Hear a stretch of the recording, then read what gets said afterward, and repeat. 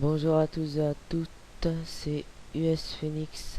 Donc c'est ma première vidéo sur Dofus. Donc comment bien débuter sur Dofus, ce sera en plusieurs épisodes. Donc là je vais vous présenter les personnages. Donc le Feka. Feka c'est le personnage bouclier, protection, glyphe qui c'est des pièges. Et ce personnage je vous conseille de le monter feu. Osamoda c'est la classe qui fait des invocations, des tofu, c'est des petits oiseaux, etc. Et puis ça peut booster PA, PM, PA point d'action, PM point de mouvement. Et il faut le monter feu aussi. Et une Utrof, ça c'est la sort, la classe drop, drop qui veut dire ramasser en anglais, donc permet de récupérer plein de ressources. Donc les ressources, donc c'est à la fin de chaque combat, vous gagnez des objets, des équipements. Et ce personnage, faut le monter haut. Parce que 5 chances, on va dire, chance c'est haut, 5 chances, ça donne un point de prospection. Et plus on a de prospection, plus on monte, plus on a d'objets droppés. SRAM, c'est ma classe préférée, donc ça, j'ai un SRAM 182. Je vous conseille de le faire terre. Donc c'est très pratique avec les pièges, invisibilité. SRAM, Xelor. Xelor, donc c'est la classe qui est pratique en PVP. PVP, c'est personnage versus personnage. Donc vous vous battez contre d'autres mecs. Donc cette classe, faut la monter en sagesse avec une panoplie qui donne de la force.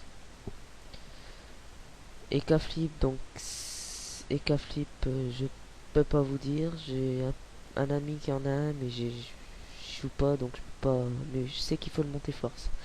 Et Niripsa, c'est la classe soin. Donc cette classe c'est fait pour soigner. Ça peut donner 2 points d'attaque et faut monter intelligence. Donc intelligence c'est feu.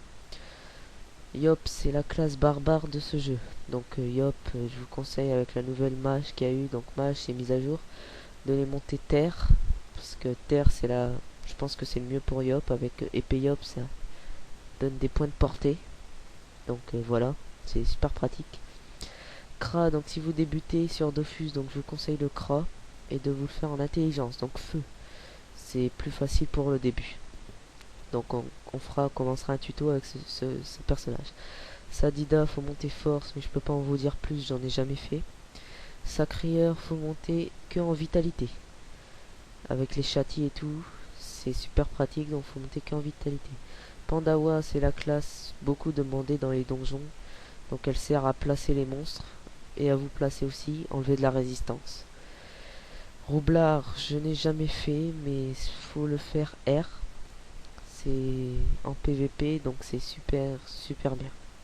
Zobal, je sais pas non plus, mais c'est un personnage terre R, je pense. Steamer, c'est une nouvelle classe, donc moi personnellement, je n'aime pas cette classe. Vous invoquez une harponneuse qui attaque vos ennemis, bien évidemment, et vos alliés. Et une gardienne qui soigne vos ennemis, ce qui ne sert pas à grand chose, et qui soigne vous-même aussi. Donc voilà pour ce commencement de tuto. Donc là, je vais faire mes couleurs. Donc après vous pouvez choisir vos couleurs, vous n'êtes pas obligé de faire pareil que moi. Donc voilà, donc je fais les couleurs pareil que mon SRAM. Donc je me base avec mon SRAM. Hop, hop, hop. Donc comme je vous ai dit, on va commencer avec un Kra. Donc voilà, Kra. On va l'appeler comme ma team US. Voilà, donc nous allons quitter cette première partie de tuto, comment bien débuter, et nous allons reprendre tout de suite pour vous montrer comment bien débuter, mais le deuxième épisode. Merci à vous, n'hésitez pas à vous abonner, et bon jeu, et bon XP.